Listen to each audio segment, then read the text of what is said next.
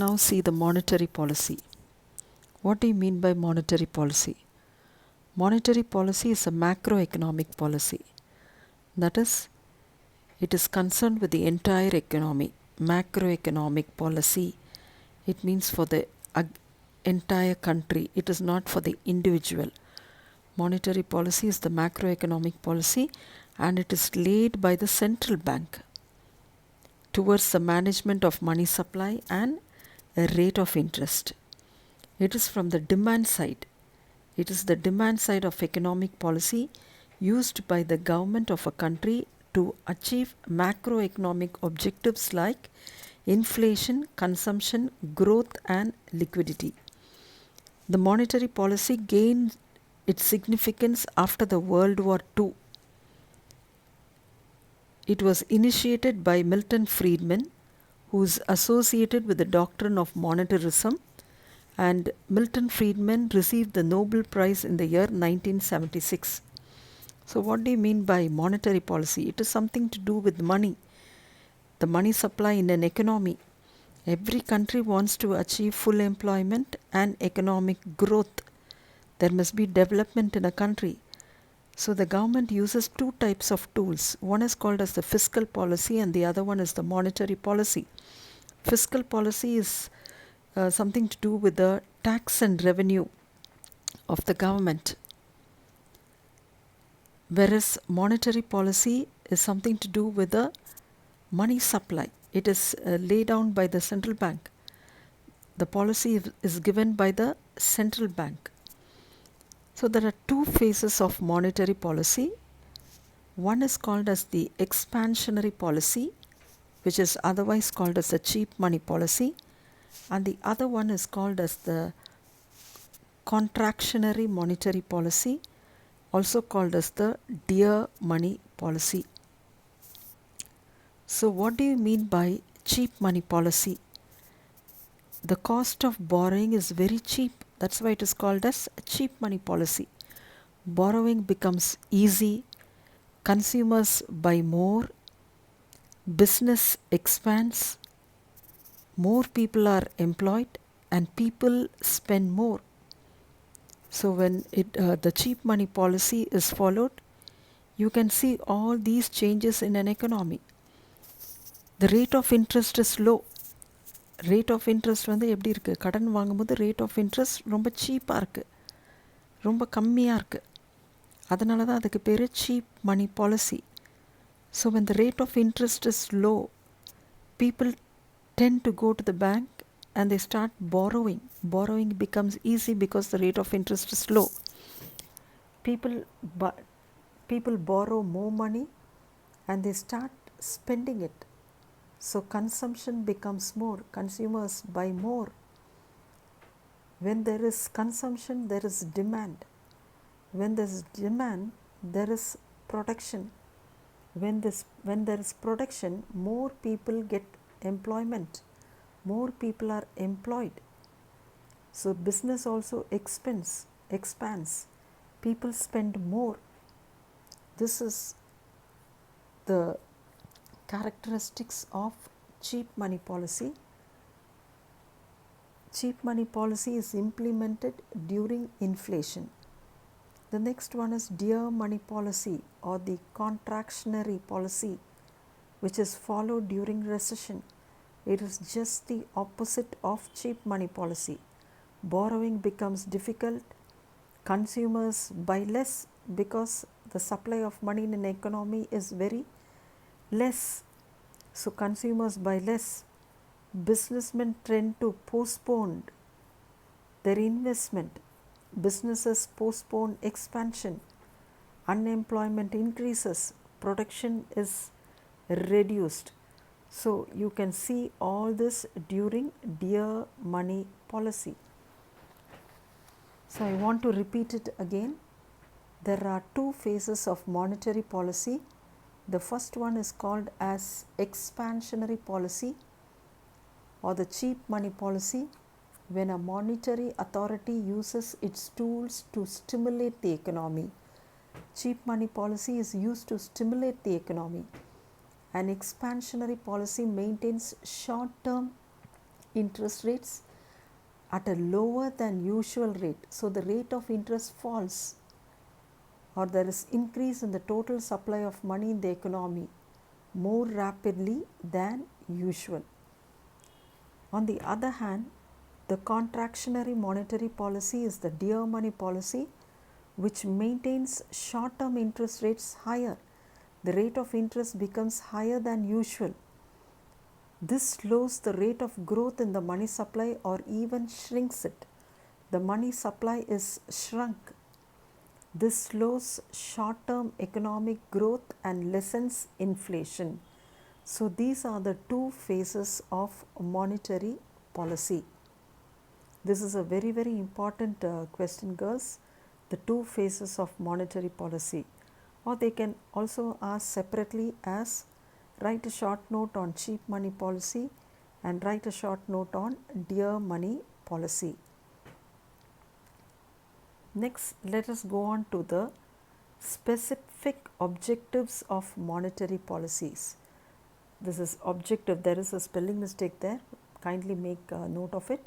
Specific objectives of monetary policy. What are the objectives of monetary policy? There are 6 objectives given here. The neutrality of money, stability of exchange rate, price stability, full employment, economic growth and equilibrium in the balance of payment. What do you mean by neutrality of money? Neutrality of money is the idea that a change in the stock of money affects only the nominal variables and not the real variables. That is, if there is a change in the money or if there is a change in the supply of money in the economy, only the nominal variables will be affected and not the real variables. What do you mean by nominal variables?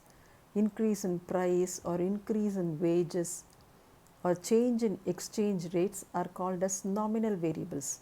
So whenever there is a change in the stock of the money, there can be change in the nominal variables that can be accepted. There will be a change in the price, change in wages or change in the exchange rate, but it should not affect the real variables.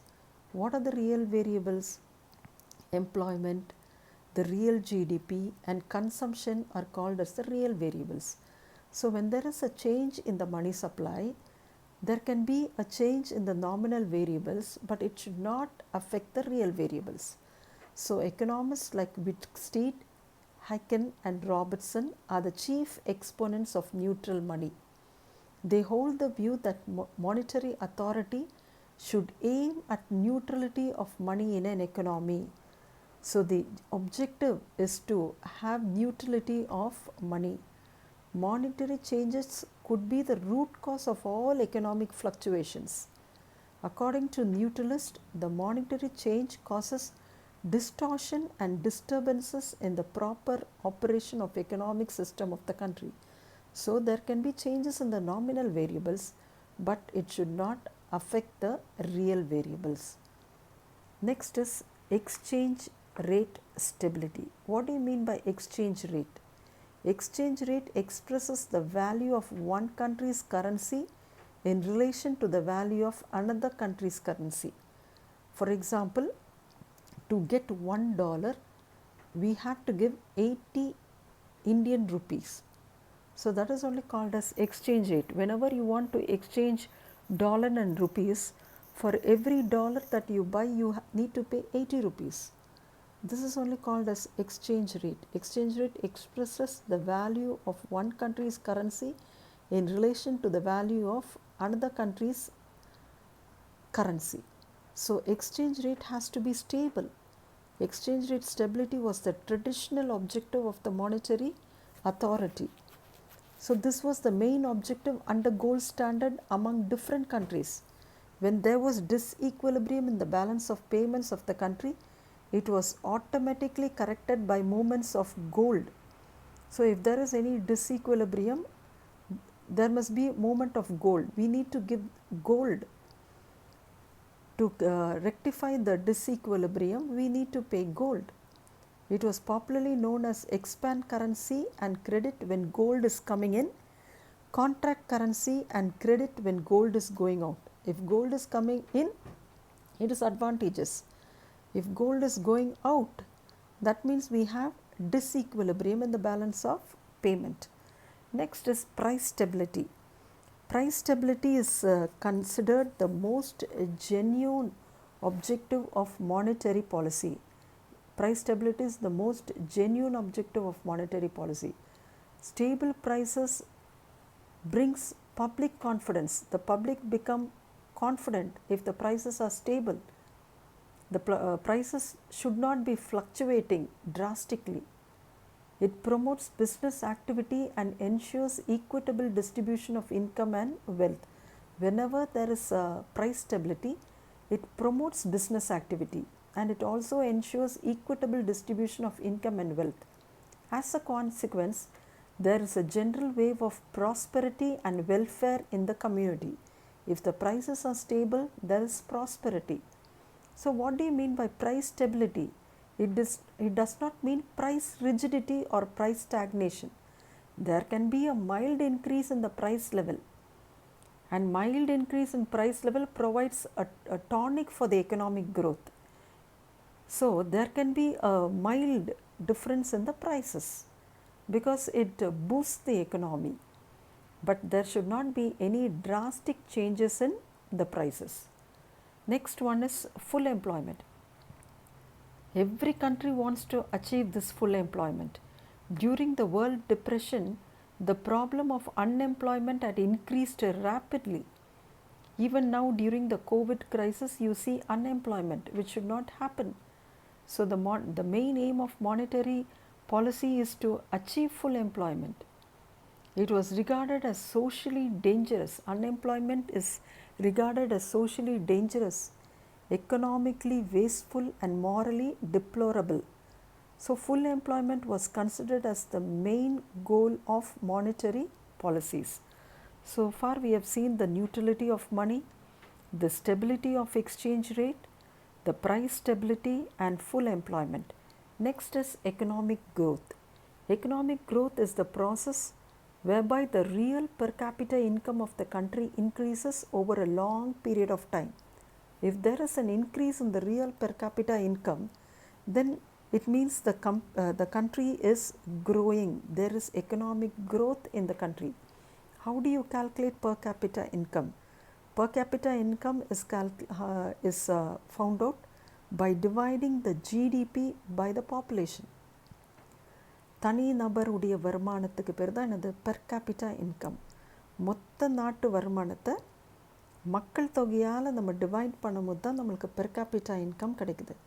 So per capita income என்ன ஆகிட்டே வரணும், increase ஆகிட்டே வரணும். Every year if the per capita income is increasing, that means there is economic growth in the country.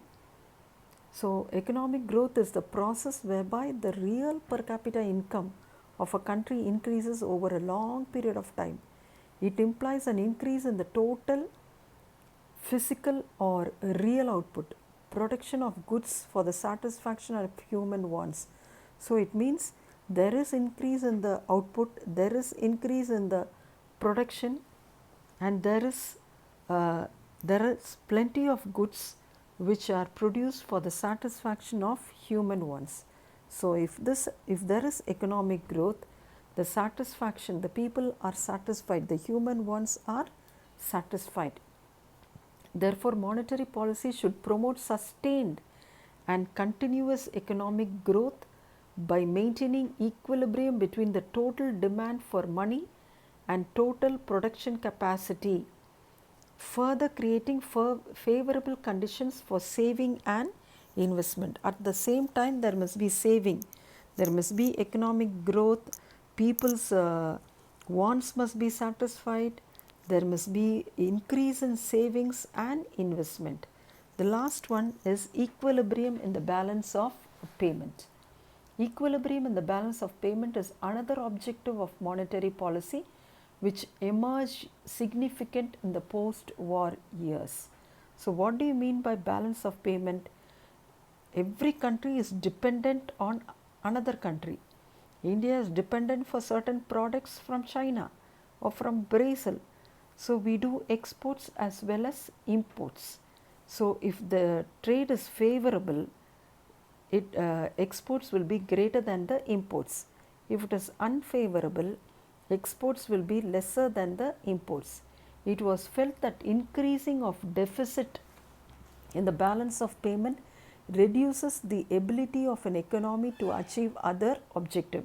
If there is no balance of payment, the other objectives of monetary policy will not be achieved.